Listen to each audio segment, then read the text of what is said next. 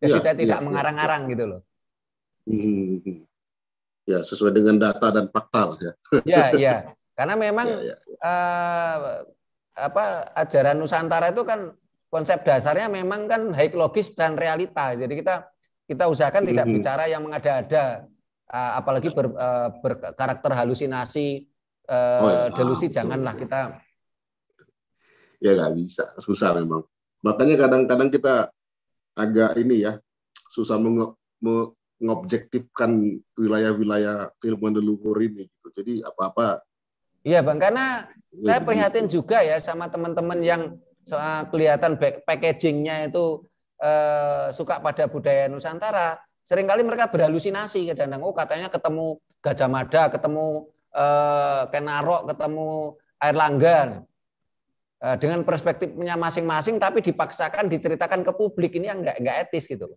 Iya, iya. Biarlah jadi pengalaman pribadi sebenarnya. Apalagi kadang-kadang yang ngaku-ngaku, oh saya ini tutusannya saya ini titisannya Airlangga, saya ini titisannya Ratu Kidul. Nah, ini kadang-kadang saya prihatin dengan teman-teman yang seperti ini. Ini akan membuat citra buruk terhadap budaya kita. Padahal budaya kita konsepnya adalah logis dan realita. Kalau nanti teman-teman kelihatan packagingnya budaya tapi bicaranya halusinasi kan malah membuat citra kita buruk. Ya, ya, ya, betul. Ya akhirnya nanti orang-orang menghindari keris, menghindari dupa-dupaan, berbagi-bagian yang kita punya. Ya. Padahal keris itu sesuatu yang logik, sesuatu yang ilmiah keris itu. Ya. Karena itu merupakan bentuk penyimpanan energi. Ya, ya. Ya tapi tadi karena itu ya, ketika kita menyampaikan sesuatu selalu membawa wilayah subjektifnya, terakhir terjadi jarak nih. Dengan pengetahuan leluhur kita gitu kan. Ya udah jadi yang lebih komunikasi ya, misunderstanding dan miss yang lain gitu. Ya inilah saatnya kita ini berbagi kawruh yang mana tentu ini akan membukakan cakrawala kita ya kan. Supaya kita tidak lupa kalau kita ya juga punya ini gitu, punya kecerdasan leluhur yang seperti ini gitu. Bentar aku lihat lagi dulu pertanyaan-pertanyaan lain. Boleh tanya Bang Dori, saya Eka. Oh siap, silakan Bu. Ya selamat malam Mbak. Ya. Sebentar.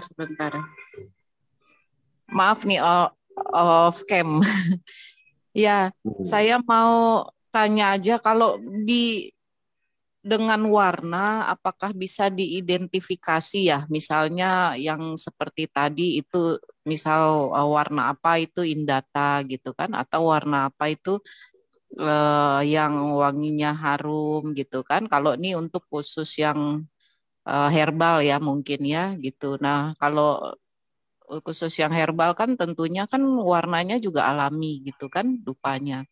Nah, itu apakah bisa dari warna diidentifikasi kalau yang ini harum atau ini wangi gitu. Nah, yang kayak gitu gimana itu, Mbak?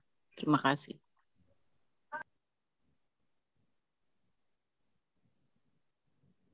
Jadi Bang Dori langsung atau Bang Dori kan moderatornya ini? Silakan Pak, dijawab. Kalau kita bicara warna tadi sudah kita sampaikan juga kalau dupa kimia memang warnanya bisa macam-macam gitu. Kalau yang kimia ya dan kelihatan sekali warna-warna kimia dan itu saya tidak sarankan untuk meditasi atau untuk semedi, entah itu di ruang terbuka atau ruang tertutup. Karena meditasi cenderung kita menunggu lama kan di situ. Tentu asap dupa tadi akan masuk ke pernapasan kita. Tapi kalau hanya untuk sekedar sembahyang ya, entah itu di punden atau ditaruh di pura, di candi, sembahyang setelah itu kita tinggal, dupa kimia nggak ada masalah, silakan aja masih aman-aman saja. Toh setelah itu kita tinggal gitu loh. Tapi kalau di ruang tertutup, kalau untuk meditasi walaupun ruang terbuka, kan kita nanti di situ meditasi lama tuh. Nah itu saya tidak menyarankan pakai dupa kimia. Dan warnanya saya yakin mbaknya tadi pasti perempuan itu kan lebih jeli toh Bang Dori karena masakan-masakan kan cenderung pakai warna-warna gitu kan akan kelihatan gitu loh warnanya. Oh, ini kimia. Gitu. Perempuan lebih jeli daripada kita malah itu Bang Dori. Nah, tetapi kalau warna dupa herbal ya tentunya warna-warna alami. Walaupun hitam ya hitamnya hitam alami, tidak hitam yang hitam kimia kan beda ya. Iya, bersih, rapi gitu ya, Pak. Iya, terus umpamanya kalau yang dari kayu tentu coklat. Ya, abu-abu gitulah ya. Abu-abu ini kan ini warna-warna alami. Dan saya sangat mengharapkan teman-teman tuh yang dipakai dupa yang herbal lah gitu. Iya, karena maaf, karena saya pernah dengar gitu ya, katanya kalau yang jangan pakai yang putih bintik-bintik gitu kan, karena itu memang tadi katanya tuh mengundang anggap entitas rendah lah gitu ya. Nah, jadi kalau pakai itu yang ada istilahnya unsur kayak warna unsur kayu lah gitu, yang coklat. Nah, jadi saya pernah dengar begitu gitu loh, Mbah. Saya minta pencerahannya dari Mbah. Coba Kak, kurang jelas tadi pertanyaan itu. Ya, karena saya pernah dengar ceritanya seperti itu. Katanya kalau jangan pakai kemenyan yang putih bintik-bintik gitu. Jadi kalau pakai kemenyan yang putih bintik-bintik itu mengundang gitu kan, mengundang entitas rendah lah gitu ya. Nah, jadi kalau emang mau pakai, katanya pakai yang warnanya itu warna kayu gitu kan, yang coklat gitu, atau yang biasa disebut kayak bukan. Jadi kayak warna gaharu lah, kayak warna yang coklat-coklat itu katanya lebih bagus gitu. Jadi itu gimana tuh menurut Mbah? Ya, Mbah, silakan, Mbah. Ya, iya itu Bang Dori, Mbaknya itu sebenarnya sudah paham itu. Jadi tadi Mbaknya pernah dengar kalau bakar dupa itu cari yang warnanya yang kayu garu kalem, itu udah bener pengertiannya Mbak itu. Terus upayakan menghindari yang yang kimia, terus yang kalau misalnya bintik-bintik tadi katakan, misalnya bintik-bintik hitam. Memang kayu-kayu tertentu itu kan memang ada yang keluar bintik-bintiknya ya, sehingga tidak polos gitu. Itu memang tadi yang saya katakan bahwanya sebagai contoh tadi kemarin kita bicara kemenyan ya, yang dari getah, kulit, terus dari kulit, kayunya ini memiliki energi yang berbeda. Nah, ketika kita datangnya entitas lain yang lebih rendah, ini memang cenderung yang wangi. Dan ketika getah itu pun bicara, kita lihat getah itu kan juga ada yang getah yang bening, juga ada yang getah yang semu hitam. Kristal. Ya, itu pun juga kekuatannya juga berbeda energinya. Ketika kita ini jelas in data ini, dan ini akan mendatangkan entitas lain dengan kekuatan yang berbeda, energi yang berbeda. Tetapi kalau masuk ke sini, ini biasanya kalau orang awam, kalau menurut saya istilahnya jangan dicerita yang ini. Kadang-kadang orang awam kan mau bakar dupa aja ketakutan karena nanti ada datang setan katanya. Padahal tidak seperti itu juga gitu loh. Sehingga ketika kita bakar dupa tadi ya semua tergantung kita gitu loh. Karena bagaimanapun juga kita adalah pemilik raga ini, kita adalah di dunia nyata ini, sementara entitas lain itu kan nggak punya raga. Dan dia nggak punya raga, tentunya dia tidak akan bisa berbuat banyak sepanjang jiwa kita kuat gitu loh. Sehingga ketika saya pernah diminta jadi narasumber di sarasan budaya tentang bandengan atau jaranan, ini saya menyarankan kepada anak-anak muda, anak-anak kecil yang penggiat budaya jaranan atau bandengan, itu saya sarankan untuk menguatkan jiwanya dulu. Karena kalau jiwanya tidak dikuatkan, apa yang terjadi? Yang terjadi itu seringkali para pelaku seni jaranan atau seni bandengan, dia menjadi kurang fokus. Jadi sorot matanya itu seperti kosong. Karena dia terbiasa, raganya terbiasa kemasukan entitas lain. Nah, ketika dia tidak fokus, otomatis apa? Otomatis dia di bangku sekolah dia menjadi kendor juga. Karena terbiasa kemasukan entitas lain.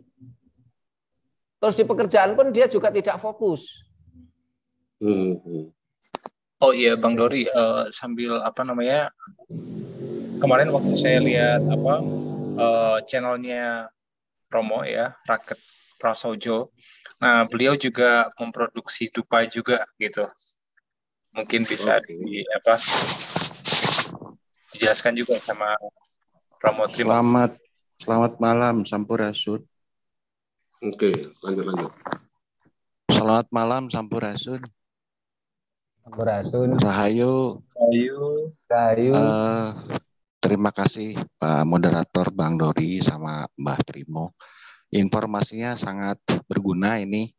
Alhamdulillah cocok, syukur alhamdulillah cocok. Namun saya mau menambahkan tadi untuk saya sering lakukan sama teman-teman itu kalau misalkan untuk menetralkan energi negatif dan tidak berlebihannya energi positif itu biasanya kami memakai hanjuang. Jadi pohon hanjuang yang merah tuh. Yang merah ada yang hitam, ada yang merahnya daunnya itu merah hitam itu kayak buat bacang tuh, buat bungkus bacang. Kalau bacang kan warnanya hijau. Ini warnanya merah atau enggak hitam gitu. Bagusnya yang merah. Itu ditaruh di tengah, betul kata Mbah Primo, itu bisa pengganti buat kenanga. Jadi itu untuk menetralkan listrik negatif atau energi negatif yang ada pada saat ritual atau apapun lah gitu untuk ada sesaji seperti itu. Dan itu dalam penelitiannya salah satu universitas di Bandung itu mengatakan bahwa kenapa di sawah-sawah di daerah Jawa Barat itu suka ditanam pohon hanjuang di tepinya atau di pojok-pojok bukan saja sebagai pembatas daripada wilayah atau patokan sawah, tapi itu untuk menetralkan listriknya di situ. Nah ini itu bisa meningkatkan, apalagi kalau di tengah patokan sawah, di tengah sawah itu ada di petakan sawah itu ada batu, itu menjadi ground force bahasa, jadi energi tanah yang kemudian dia ngebentuk piramida tidak terlihat dan energi dari tanahnya itu tidak lepas, jadi berbalik lagi ke dalam, jadi membuat subur. Itu saya pernah uji cobakan di 2 tahun. Suaramu berputus-putus.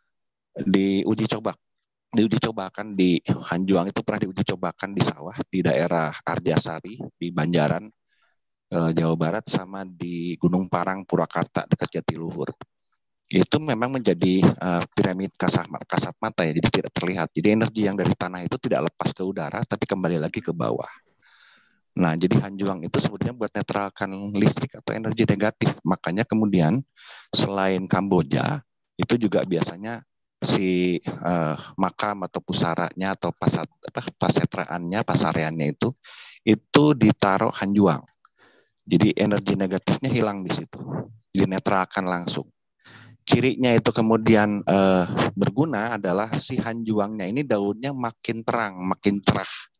Makin terlihat merahnya gitu. Itu berarti sedang memproses itu di situ. Itu mungkin satu lagi memang harus untuk dalam tatanan kami yang suka pakai itu lebih ke bunga itu betul tadi ada pembagian harum dengan wangi. Kalau saya punya pendapat memang harum itu lebih kepada kejiwaan. Jadi kejiwaan lebih tenangnya di amigdala ya, jadi pineal gland-nya di otak, untuk bagian otak yang bentuknya seperti buah pinus, besarnya seperti biji beras, itu untuk menyerap daripada atau merespon daripada frekuensi tinggi kan begitu. Nah untuk yang ininya, yang harumnya itu dia masuk ke amigdala, itu lebih kepada merilekskan gitu, bawaannya lebih tenang, lebih adem lah begitu. Jadi yang betul kata Mbah Trimo tadi, harus bisa membedakan antara harum dengan wangi, karena harum itu lebih kepada kejiwaan. Kalau wangi itu lebih kepada rasa ya, tenang gitu, perasaan lah gitu, lebih rileksnya di situ. Jadi emang beda sekali lah gitu. Betul kata Pak Trimo. Makasih Mas Trimo. Gitu aja Bang Doris, Mbak Trimo, terima kasih. Prasun Cakrampes. Sama-sama kan. Sampai lagi. Tambah ilmu kita tentang Kanjuang ya. Keren juga tuh Kanjuang ini. Oke, Ya. oke. Terima kasih informasinya nih. Inilah gunanya kita berbagi ini ya. Bagus nih. Jadi ada apa? Berbagi pengetahuan. Oh, teman-teman yang lain bisa dah? Tapi Mbak, aku mau nanya Mbak. Aku itu kan silakan. Apa ya? Hampir tiap hari aku tuh ngerokok menyan gitu. Itu gimana lagi? Itu pasti kedatangan intensitas rendah aku tiap hari gitu. Ya Bang, suaranya agak menggema. Kalau yang diceritakan saudara kita dari Sunda tadi, benar itu pengalamannya persis yang saya sampaikan tadi kan. Jadi bunga kenanga itu memang penetralisir, sehingga penetralisir dari energi negatif dan positifnya. Jadi yang diceritakan hampir sama ya yang diceritakan tadi seperti yang saya alami, termasuk pengetahuan dupa wangi atau harum, bunga wangi atau harum, itu tadi hampir sama. Jadi ya ini memang pengetahuan ilmiah gitu loh Bang. Jadi apa yang menjadi budaya leluhur kita itu sebenarnya semuanya ilmiah, semua logis. Sehingga di channel kami Raket Prasaja TV ini sudah saya sampaikan kenapa sih leluhur kita kalau sembahyang kok pakai dupa, pakai bunga, gitu. Itu ada alasannya gitu loh. Dan situ ada pemilahan tentang wangi dan harum, ya. Terus indata sama antidata, ya. Kalau soal kimia dan herbal bahannya itu memang baru akhir-akhir ini. Dulu leluhur kita tidak kenal kimia. Mbak, aku mau nanya, Mbak. Aku mau nanya. Aku itu tiap hari bakar kemenyan. Tes. Ya. Tiap hari bakar kemenyan sambil tak tocol rokok itu. Berarti ya, hampir tiap hari memanggil entitas rendah juga kalau gitu ya. Gawat juga ini. Bang Dori, yang dibakar itu kemenyan, dupa bau kemenyan ataukah gimana? Getah ini tak bakar gitu, tak cocol rokok gitu, tak isop gitu. Getah kemenyan. Itu gimana? Kalau Bang Dori perlihatkan tadi, getah kemenyan bagus itu, getah kemenyan bening itu. Kan ada getah kemenyan yang hitam. Ini yang apa dia? Yang putih. Ya, yang putih, yang bersih itu. Bersih nih, bersih. Karena getah kemenyan juga ada yang hitam, Bang. Berarti ini masuk indata ini ya? Itu indata. Oh, benar berarti. Oke. Kalau ya itu indata. Jadi gini, kemarin ada teman ya. Siapa tadi ngomong? Ya Bang. Saya Bang. Oh ya, lanjut. Silakan. Ya, untuk yang menyan itu yang dari Barus itu luar biasa, Bang. Itu luar biasa. Ini kan rumahku dekat Barus sini. Ya, kebetulan itu kan saya sempat ke desanya itu luar biasa, pohonnya gede-gede itu, memang industri desa itu. Kemarin waktu saya ke Sipirok, lewat situ juga sempat waktu pemetaan. Nah itu memang luar biasa memang. Jadi dia dari getah memang. Beda betul kata Mbah Trimo, kalau dari kayu, getah sama kulit itu beda gitu kan. Tapi sebenarnya kakak saya suka cocol-cocol gitu. Kalau ngerokok pakai kretek dia cocol-cocol juga. Iya ya. Nggak ada masalah. Tapi itu sebenarnya saya lupa ada artikelnya, nanti mungkin saya coba ini buka-buka. Ada artikelnya mengenai menyan, Mbah Trimo. Jadi menyan itu sebenarnya dia masuk gelombang alfa. Jadi itu masuk ke dalam jaringan otak segala macam. Ada frekuensinya sekian sampai itu anak IPB yang meliti. Itu yang luar biasa itu. Nanti kirimin punya artikelnya coy. Iya, saya lagi nyari juga ini join di grup kan, di WA kan? Boleh masukin aja nomornya, ntar saya masukin. Ya, nanti kita kasih aja link undangan ke. Ya, itu ada gitu. Itu luar biasa memang Mbah Trimo. Jadi secara ilmiah betul. Bahkan saya sekarang bergerak di kebencanaan. Jadi saya cukup apa ya bahasanya, takjub lah kalau bilang takjub atau luar biasa gitu. Jadi seluruh pemahaman unsur daripada budaya Nusantara ini, seluruh unsur ya, dari mulai tarian, ritual, bakar menyan, sesaji segala macam.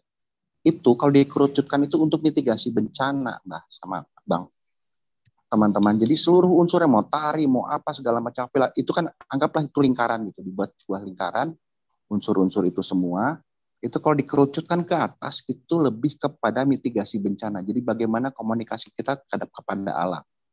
Jadi kalau ada yang ngomong itu jadi negatif, ya itu nggak tahu aja lah. Emang mesti dikasih tahu. Betul. Nah, yang ke bawahnya, kerucut ke bawahnya itu lebih kepada diri kita. Jadi betul kata Mbah Trimo, kalau jiwanya nggak siap, jangan bakar-bakaran lah. Gitu aja deh. Nantinya malah nggak jelas. Karena si bakar-bakaran ini, menyan atau apa segala macam, itu merangsang daripada dua komponen otak di amigdala yang mempengaruhi organ, sama satu lagi di pineal gland. Nah ini yang kemudian mempengaruhi, tiba-tiba betul kata Mbak Trimo, ada yang ngelihat macan putih segala macam. Saya juga kadang-kadang suka ketawa gitu. Ini kan penciptaan aja kan begitu. Tidak ada yang seperti itu gitu kan. Kalau misalkan di titik-titik energi cukup 1 atau 3 buah dupa atau kita bakar menyan sedikit saja lewat rokok saja pun, itu akan, karena frekuensinya khusus, dia akan membuka, mengeretas daripada data yang ada. Kebetulan saya juga dari geologi, saya percaya bahwa saya jadi pindah jalur kepada geologi budaya, bahwa dalam tiap batuan itu punya yang namanya kuarsa. Kuarsa itu untuk menyimpan data. Jadi data, kalau ada titik energi, ya tempat inilah tempat-tempat petilasan begitu. Kalau ada batu yang utuh, bukan batu yang sudah di build up ya, sudah direka gitu, utuh aja batunya begitu, itu tersimpan data, Mbah. Jadi kalau kita kemudian pegang pakai tangan kiri, itu kita bisa serap itu. Tidak perlu lagi tiba-tiba kita punya gambaran yang nggak jelas. Itu gambarannya murni. Jadi itu saya lakukan di Gunung Padang Cianjur, Mbah. Selalu saya lakukan itu. Jadi kalau pengen tahu apa, saya retas aja gitu datanya itu. Karena sampai detik ini mereka masih menyimpan, merekam data. Nah itu yang paling ditakutin sama bangsa asing, sama bangsa orang itu yang ditakutkan sebenarnya. Jadi kita tuh menyimpan banyak data. Makanya tidak aneh, ya maaf, beribu kali maaf, para penyiar Islam, para wali segala macam itu naruh tempat-tempatnya pasti berdekatan dengan atau di tempat di mana leluhur kita sebelumnya naruh pusat energi di situ gitu. Jadi sangat jelas gitu. Jadi untuk memahami bagaimana sistem alam ini, yang merupakan juga cara pemahaman kita terhadap kebesaran Sang Maha Kuasa, esanya Maha Kuasa ini adalah dengan cara ya petilasan-petilasan itu sebenarnya menyimpan data. Jadi jelas kita bisa komunikasi dengan berbagai cara, seperti yang dibilang oleh Mbah Trimo tadi. Cuman ya betul, terima kasih kepada Mbah Trimo diarahkan bahwa ini yang tepatnya, ini yang kurang tepat gitu, ini yang sangat kurang tepat kan gitu, dijelaskan seperti itu. Karena banyak kami di sini di Jawa Barat ini kadang-kadang juga suka aneh. Ini gimana nih pakai ini segala macam gitu kan, pakai aneh-aneh gitu.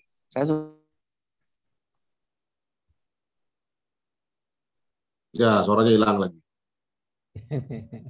Ini siapa yang Hendira Ayudia itu angkat tangan mau silakan bicara itu, Bang. Silakan Pak, sebelum nanti ke Bang Surya Laya lagi. Monggo Mbak Hendira Ayudia S. Makanya biasanya pakai karinding diiringi karinding gitu. Itu luar biasa sebenarnya. Langsung connect gitu. Nah, semesta ini kan sebenarnya rekamannya paling besar. Tinggal kemudian kita tidak usah meretas, ntar dikasih juga. Nah, itu yang kadang-kadang orang tuh berpikir bahwa itu mistik lah. Saya bilang kalau mistik itu kalau belum masuk kepala ya tetap jadi mistik. Kalau masuk kepala jadi sebuah mustika. Jadi mistik masuk mastaka jadi mustika kan begitu. Itulah sebenarnya gitu. Kalau kita kan sudah disediakan digelar di alam kita ini dan dipelihara, diuri-uri oleh para leluhur, tinggal kita pakai kan begitu. Dengan caranya para leluhur itu. Itu mungkin nambahinnya motong Bang Dori. Aman. Keren nih. Nanti di-share tuh artikel yang tadi tuh. Mantap kali itu. Silakan Mbak Hendira Ayudia. Selamat malam semuanya, Rahayu. Rahayu, selamat malam. Suara saya terdengar jelas? Wah, jelas banget. Merdu lagi, harum dan wangi pokoknya. Mantap lah. Saya mau urun rembuk. Jadi Saya itu terapis untuk kanker. Terapis alternatif ya untuk kanker. Bagaimana cara saya menggunakan kemenyan? Itu saya campurkan. Jadi kemenyan tapanuli, saya buat bubuk dulu. Lalu saya campurkan pada tembakau dan lalu dicampurkan juga dengan daun kelor. Lalu saya linting. Nah, itu untuk menyelesaikan masalah-masalah kanker di mana di mana kankernya itu membentuk membran. Seperti contohnya tiroid, lalu kanker otak, dan kanker darah. Nah, dari pelajaran yang saya dapat adalah bahwa kanker-kanker yang membentuk membran itu hanya bisa ditembus dengan kemenyan dan kelor gitu. Jadi ada kombinasi dari dua bahan itu. Begitu Kitrimo sama Pak Dori. Yang saya gunakan kemenyan. Itu kakak tuh bukanya di mana kak? Buka prakteknya itu di mana? Jakarta, di Bali atau di mana? Di Kudus. Di Kudus ya. Berarti iya. Itu gimana? Itu produknya itu ada dijual nggak itu? Atau teman-teman harus ke Kudus dulu untuk berobat atau gimana? Iya, harus ke Kudus dulu. Gitu ya, Kak. Tolonglah Kak share itu WA ke situ, mana tahu nanti ini kita coba bantuin inilah. Oh ya. Okay. Luar biasa. Setuju Mbak, itu yang dari Kudus setuju, betul itu. Karena kelor itu mohon maaf motong. Karena kelor itu memang obat segala penyakit, betul. Ditambah menyan itu untuk ke membran, betul memang. Jadi si kladnya atau selubungnya itu kemudian diisolasi dulu, baru kemudian dihancurkan sama itu. Karena salah satu kegunaan kelor ini sebenarnya adalah ngebentuk yang namanya regenerasi daripada sel sendiri.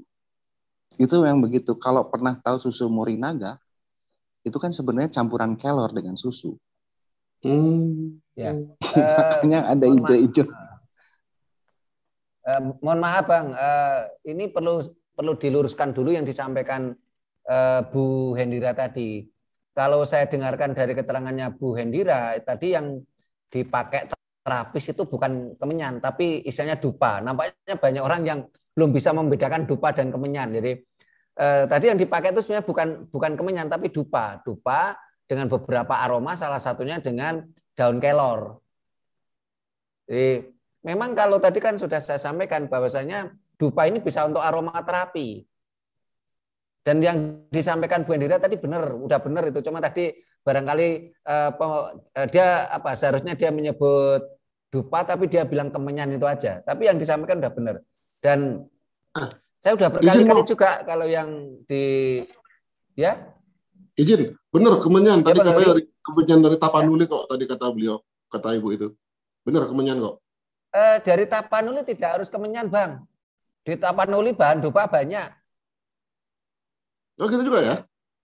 Saya kan beberapa kali juga ke Tapanuli itu. Oh iya ya? Nggak hanya kemenyan ada, jenis-jenis dupa lain ada.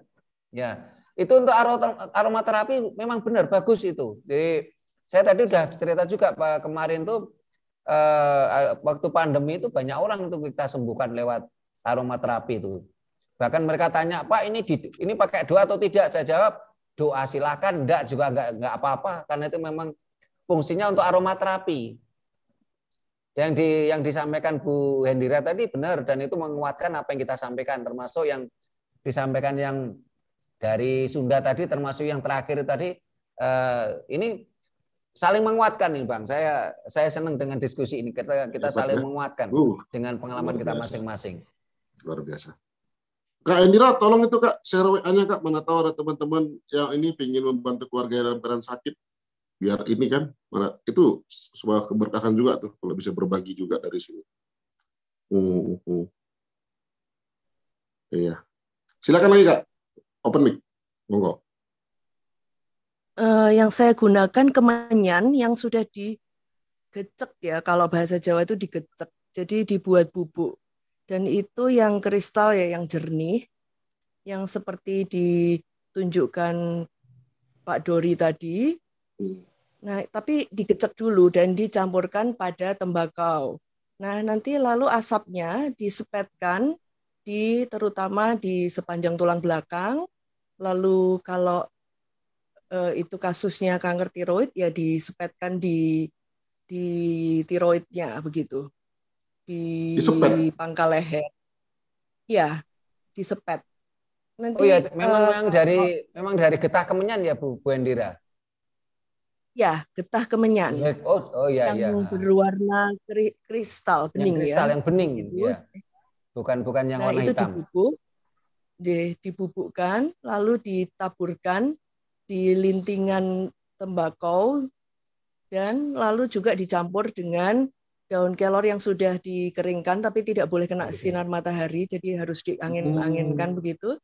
Itu dibuat agak lembut begitu, diremes dulu agak lembut, juga ditaburkan di lintingan tembakau itu. Nanti lalu saya melinting dan lalu dirokok sebentar, diambil pakai spet dan diasepi di tiroid itu. Metodenya namanya metode Balur Balur ya. Divine Kretek.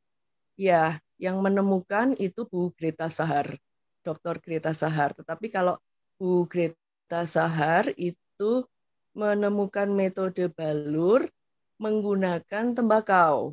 Nah, karena saya itu terapan ya, jadi menghadapi banyak kasus kanker di mana ada kasus-kasus kanker tertentu yang dia membentuk membran tadi, sehingga kalau dengan tembakau saja itu masuknya, saya istilahkan sebagai masuk dalam tanda kutip, masuknya asap tembakau itu kurang, sehingga membrannya itu tidak tertembus. Nah, untuk menembusnya itu saya tadinya itu hanya coba-coba gitu ya, saya cobakan, tetapi saya banyak lihat tulisan atau jurnal yang membahas tentang kemenyan dan daun kelor. Nah, itu saya kombinasikan, ternyata efektif sekali untuk menembus membran kanker. Jadi kanker itu ada beberapa karakteristik ya, ada karakteristik kanker tertentu yang membentuk membran. Itu yang agak sulit ditembus. Dan kalau yang kanker yang membentuk membran itu memang kemungkinan metastasenya kecil, tetapi ia cenderung keganasannya besar di organ itu begitu. Karena dia membran ya, jadi dia akarnya itu nggak keluar, tapi dia cenderung ngumpul di dalam gitu. Begitu, Ki, Mas Dori. Wes, thank you Kak, makasih Kak, makasih. Kapan-kapan jadi narasumber di sini kita kupas lagi tuh lebih dalam. Asik nih. Ya bagus itu untuk jadi terapi. Iya. Oke. Oh begitu ya guys, sepetnya ya.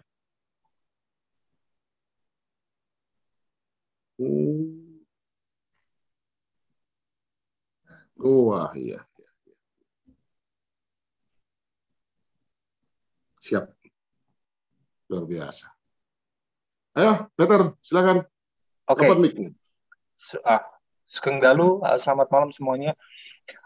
Ini melengkapi juga kemarin saya sempat 3 kali COVID gitu kan, kena COVID gitu. Dan itu memang benar metode yang seperti Kak Hendira, Ibu Hendira itu tadi, itu Bang Dor, kemenyan dimasukin ke rokok, terus kemudian saya sering kali bakar dupa. Dan kebetulan yang sering kali saya pakai itu gaharu cendana. Nah, jadi memang aroma itu ketika dimasukin ke hidung gitu tuh, dahak itu bisa cepat keluar gitu loh. Yang notabene memang awal pertama kali kena COVID itu tuh bisa sampai 10 hari pertama kali kena COVID. Nah, terus kemudian yang kedua, yang ketiga karena sering ngebakar dupa segala macam gitu ya. Nah, itu 3 hari dan finish gitu loh. Bahkan yang terakhir yang ketiga kali kemarin cuman maksimal 2 hari.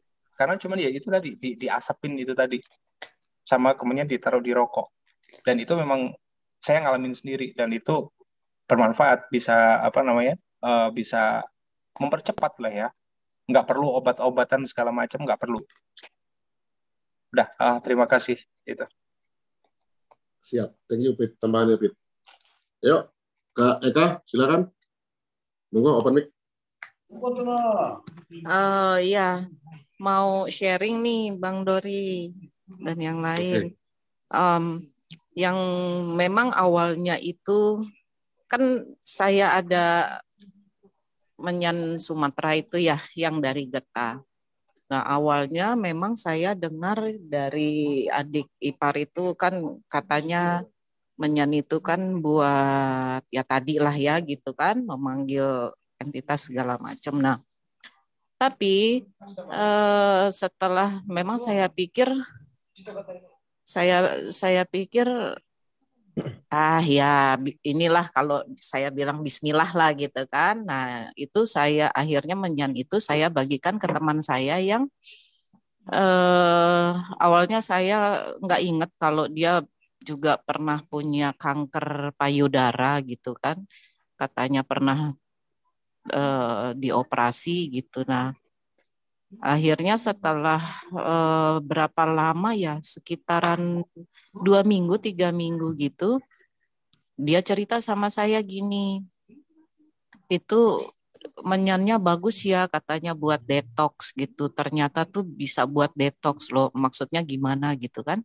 Saya tanya. Terus dia bilang, ya jadi yang bekas operasi, dia kankernya di payudara, bekas operasiannya itu tuh dia bilang langsung keluar gitu, langsung keluar nanah seperti bulir-bulir apalah katanya kayak biji jeruk gitu yang akhirnya itu keluar semua berdarah dan ya intinya begitulah. Lalu udah gitu nggak lama tuh dia sembuh gitu. Dia tuh bukan sembuh ya, artinya sehat dan enak gitu badannya itu. Nah ya memang mengenai kesembuhannya itu kan harus dicek lagi ya mungkin ke dokter. Nah intinya tuh dari situ dia merasa enak lah, nggak sakit lagi, nggak ada apa gitu kan. Saya pikir oh ya, terus caranya gimana itu kok bisa begitu gitu. Jadi ternyata dia memang membakar menyan itu dan sama dia tuh di chewing gitu, di apa digerutuk gitu ya, di apa ya, ya di chew gitu ya, dikunyah gitu kan, dikunyah. Nah terus sudah gitu juga dia rendam di air minum, dia minum katanya dan itu pun setiap hari gitu. Nah surprise juga sih buat saya gitu karena memang saya udah tahu ya ini untuk apa manfaatnya udah tahu. Nah, tapi saya tuh nggak ngasih tahu ke orang itu bahwa ini buat ini loh, itu tuh enggak gitu. Nah, dia tuh dikasih ya pakai-pakai aja gitu. Terus dia tanya memang dia tanya ini bisa diminum ya kalau emang mau ya coba aja. Saya bilang gitu rendam aja gitu kan. Nah, jadi ternyata memang dia melakukan itu dan ada testimoninya seperti itu gitu dan saya juga surprise banget ya kalau kayak gitu artinya tuh bisa buat benar-benar buat penyembuhan gitu ya penyembuhan penyakit gitu. Nah makanya saya sih banyak tanya ya mengenai menyan ini saya juga sebenarnya buta banget gitu kan kalau soal buhur ya ngelihat orang banyak bakar buhur ya saya tahu tapi peruntukan buat apa saya juga nggak tahu. Nah saya beli menyan ini juga katanya bagus misalnya buat pengobatan kesehatan ya kalau saya coba sendiri ya efeknya di saya nggak ada apa-apa dan ternyata untuk yang punya penyakit itu buat mereka ya bisa ada penyembuhannya gitu. Alhamdulillah sih gitu. Nah itu aja sharing saya. Terima kasih. Mantap juga. Yuk, siapa lagi? Ya, silakan. Bagus, Pak Bagus. Silakan Pak. Open mic.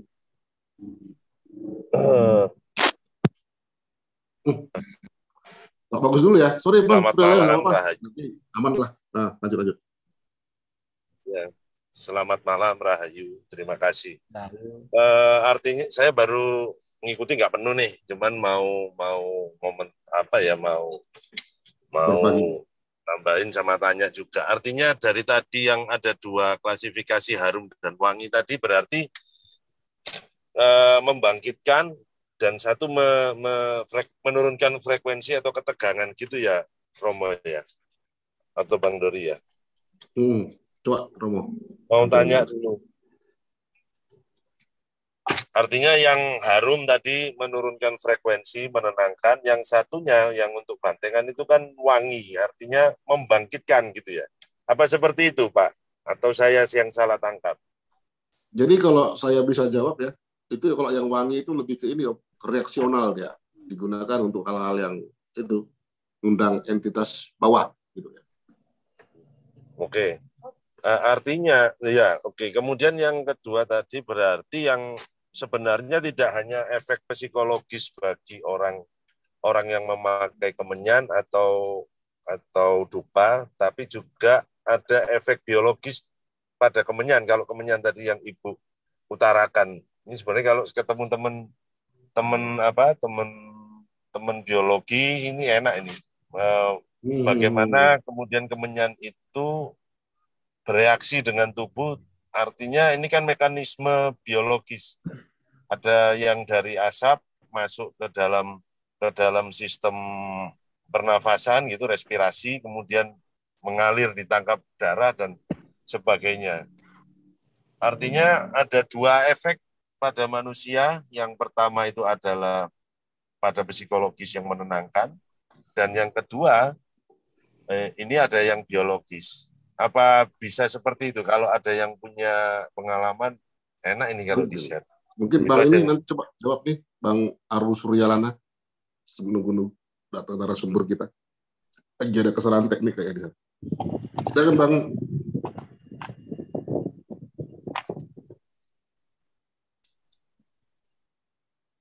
Bang Suryalana, silakan. Nunggu.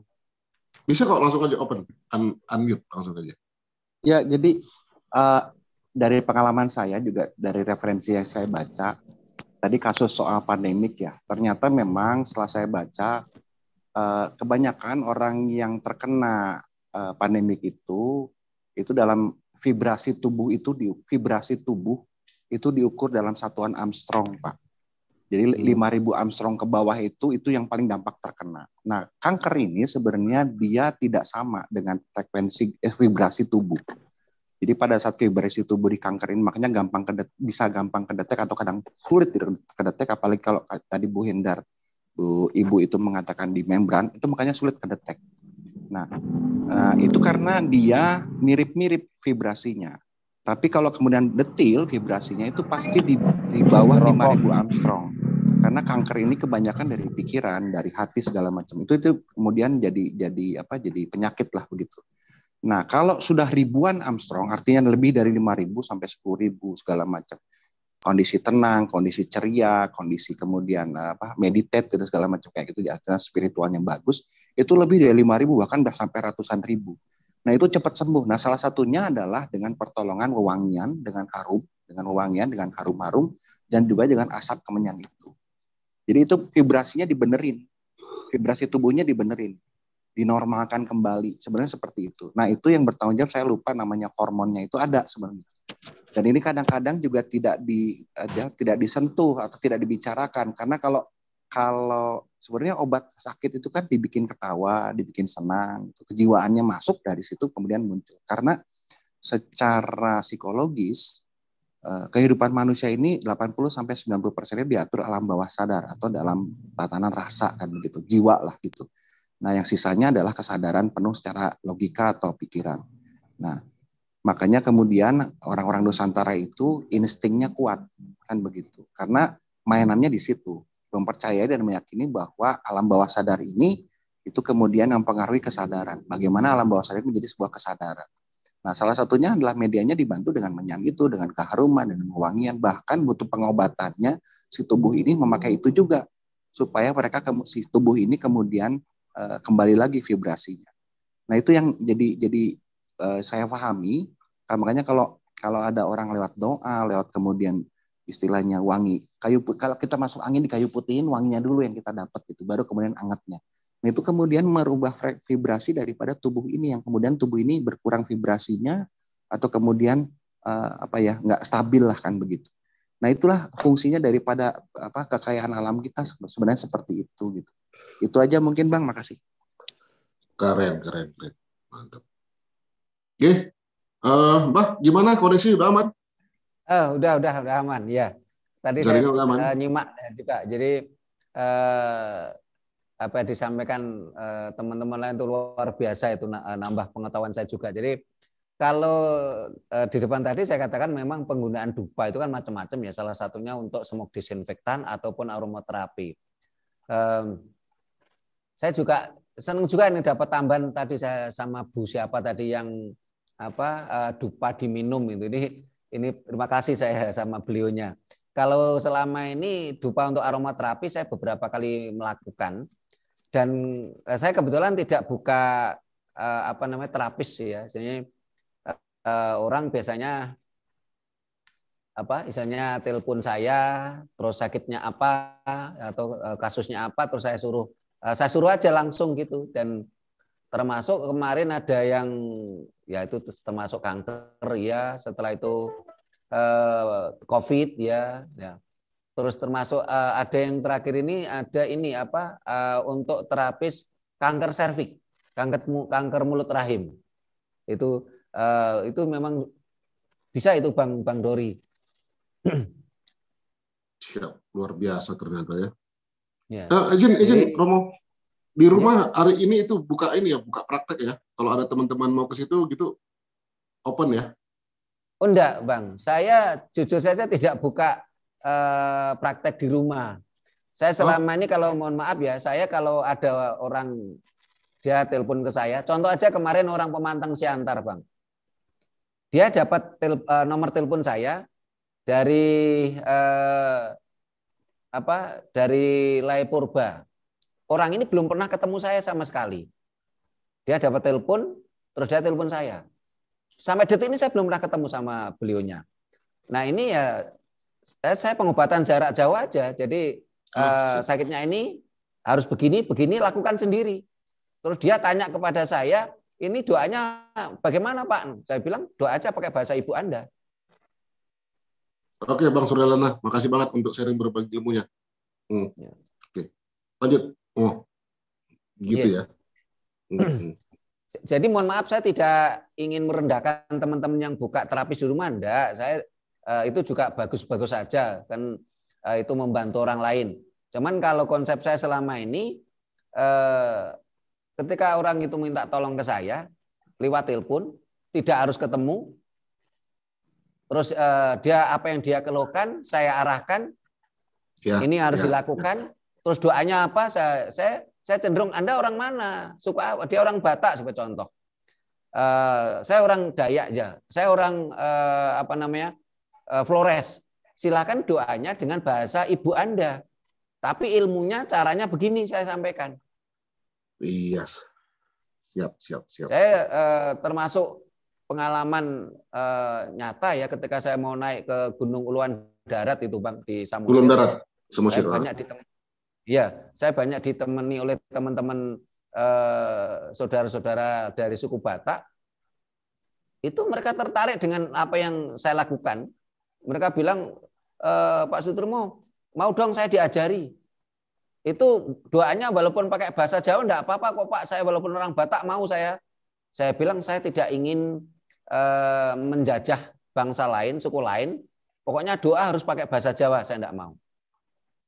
Karena tidak ada Tuhan bahasa Jawa, tidak ada Tuhan bahasa Batak, tidak ada Tuhan bahasa Dayak, itu tidak ada. Kalau Tuhan kok hanya bisa komunikasi dengan satu bahasa, itu berarti bukan Tuhan semesta. Ini kalau konsep saya mohon maaf saya tidak ingin merendahkan teman-teman yang buka terapis di rumah, enggak, silakan aja, itu sah-sah saja karena itu untuk membantu orang lain. Saya selama ini cukup dengan jarak jauh dan ternyata efektif juga, bisa juga. Ya. Oke. Kita coba lagi ke Sering orangnya. Bu Hendira ya, mau ya, Ya. menjawab silakan, pertanyaan silakan. Pak Bagus tadi, biar lebih ini terjawab tuh pertanyaan Pak Bagus tuh. Silakan Kak Hendira. Ini karena sinyal saya buruk, jadi saya tidak buka kamera ya. Ya, Pak. lebih baik begitu biar membantu ini juga. Ya. Silakan. Menyambung dari penjelasan Pak Trimo dan Mas Aru tadi, dari cara pandang kimia dan fisika yang ada benang merahnya dengan biologi tubuh manusia. Jadi tubuh manusia itu dikendalikan oleh kelenjar pineal yang dikemukakan oleh Mas Aru tadi.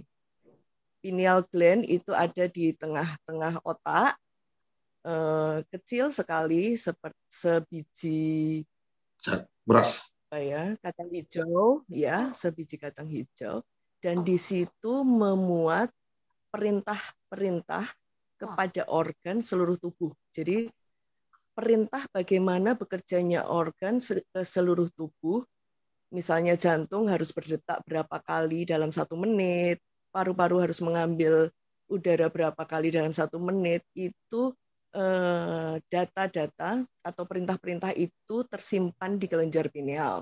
Dan kelenjar pineal itu terbentuk pada waktu janin berusia 4 bulan.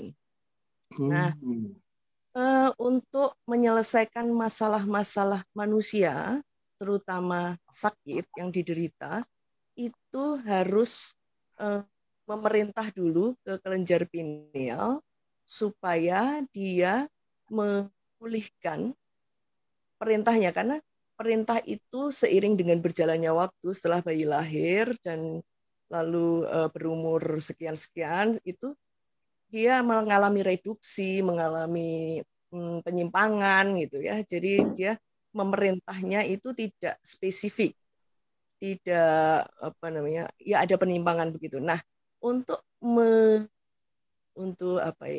menjangkau kelenjar pineal itu harus digunakan suatu zat yang wujudnya asap. Kenapa asap? Karena asap itu adalah materi yang berwujud gas, di mana dia bisa menjangkau semua wujud materi di dalam tubuh manusia yang berupa cair, padat, dan gas. Nah, itu harus berupa asap. Jadi menyambung dari keterangan Kitrimo bahwa karena asap itu wujudnya gas, sehingga dia dengan mudah akan ditangkap oleh kelenjar pineal, di mana niat untuk memulihkan metabolisme tubuh, memulihkan semua kinerja organ tubuh, bagaimana dia diciptakan oleh Sang Pencipta ini sesuai dengan fungsi dan tugasnya masing-masing dengan benar, itu tepat dan benar, itu memang menggunakan gas yang bentuknya asap. Nah, sehingga niat itu bisa dilakukan dengan berbagai macam bahasa, karena doa tidak mungkin akan tersesat. Doa itu bisa ditangkap oleh Sang Pencipta dengan permohonan tertentu, menyambung dengan kelenjar pineal, nanti kelenjar pineal yang dia akan memperbaiki perintahnya ke seluruh organ. Jadi itu mungkin dari cara pandang saya, kombinasi antara ilmu fisiologi, kimia, dan fisika. Begitu Kitri dan Mas Dori. Siap, Kak. Wah, luar biasa nih tambahan. Ya, Romo, silakan untuk ini menanggapin atau tambahkan lagi pengetahuan lagi biar makin ini lagi, biar makin cerdas lagi kita. Ya Bang, kalau saya dengarkan apa yang diketerangan dari Bu Hendira itu memang luar biasa. Saya terima kasih, yaitu apa yang disampaikan itu memang nyambung ya dengan yang saya pelajari selama ini. Ya, jadi kenapa penyakit itu bisa kita sembuhkan dengan dupa untuk aromaterapi tadi gitu loh. Apa yang disampaikan saya sangat match lah, sinergi. Yang saya dapat pengalaman baru yang tadi diminum tadi, kemenyan diminum tadi itu termasuk baru saya itu direndam. Jujur aja saya belum. Mbah, ini dicukil dikit atau seujung jari begini, direndam malam, diminum pagi gitu. Dikunyah, Mas Dori, dikunyah. Iya.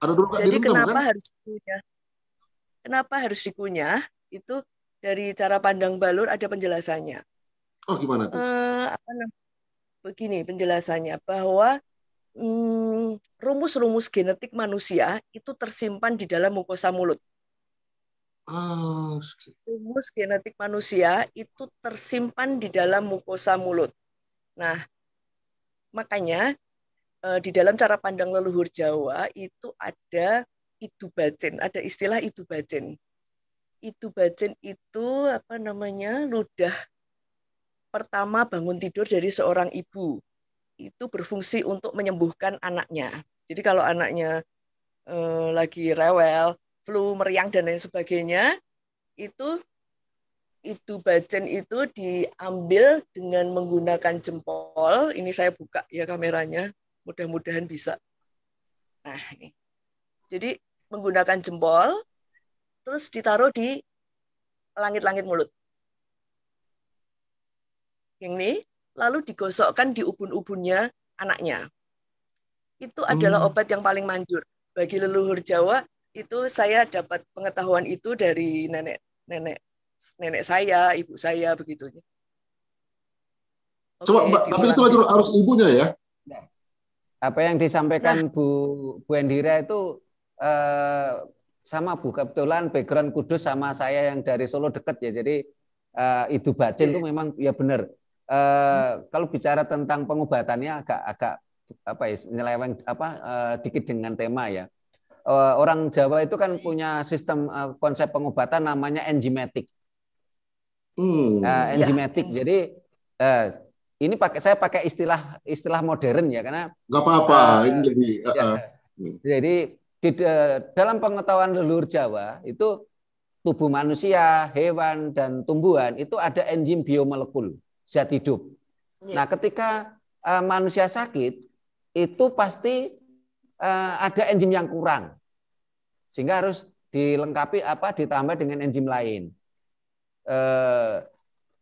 Kalau itu saya bisa mengerti Bu Wendira. Saya pernah itu mempraktekkan itu, dan saya pernah menjadi narasumber pengobatan enzimatik beberapa kali, menjadi konsultan rumah sakit enzimatik beberapa kali. Dan di Eropa saat ini pengobatan enzimatik itu menjadi pengobatan favorit. Orang Eropa sudah sadar bahwasanya pengobatan konvensional itu malah berbahaya, berdampak negatif terhadap ginjal kita. Nah, ini yang sementara di Indonesia ini kan semua orang kan tergila-gila dengan pengobatan konvensional, pakai obat. Akhirnya saat ini penderita penyakit ginjal banyak, ginjal rusak, akhirnya harus cuci darah, ya. Dan juga dampak-dampak lain. Sebagai contoh saat ini dari 10 kelahiran ini sekarang bisa hampir dari 10 kelahiran itu sekarang itu sekitar 7 atau 8 itu operasi sesar. Karena itu dampak dari pengobatan konvensional pakai obat. Nah, kenapa saat ini pengobatan enzimatik tidak kita kembali ke tidak kita munculkan kembali? Bahkan kalau umpamanya istilahnya pengobatan enzimatik ini kalau di perguruan tinggi, ini satu fakultas saja kita mampu kok. Bukan sekedar jurusan gitu loh. Ini agak menyelenceng sedikit dengan tema kita. Apa namanya terjadi dinamika. Ya. Aman itu, santai aja. Dinamika. Diskusi kan harus berkembang. Menyambung yang tadi itu, jadi ketika menyan yang kalau biasanya dipilih adalah getah menyan yang masih muda ya, jadi belum begitu keras. Nah, itu harus disambungkan dengan rumus genetik dari yang bersangkutan dulu, supaya dia bisa terserap optimal di dalam tubuhnya. Jadi kanker itu kan penyakit degeneratif yang dia menyerang di genetik, di kromosom. Tatarannya sudah bukan sel lagi, tetapi di kromosom. Nah, supaya kromosom itu melepaskan sel kanker itu, maka harus disambungkan dulu, semua macam pengobatan, semua asupan yang masuk harus disambungkan dulu dengan rumus kromosom yang bersangkutan.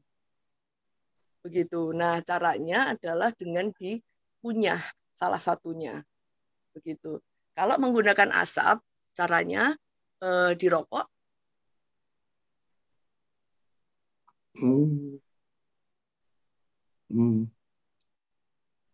Dirokok, dikumur-kumur dulu di dalam mulut, lalu ditelan. Begitu.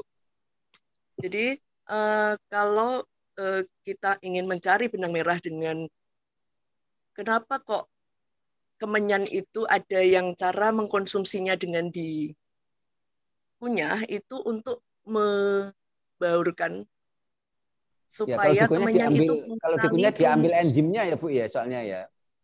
Ya, enzim dari mulut ini. Ya. Karena ini merupakan saringan pertama tubuh kita untuk segala macam makanan dan untuk udara yang kita hirup. Begitu penjelasannya. Terima kasih.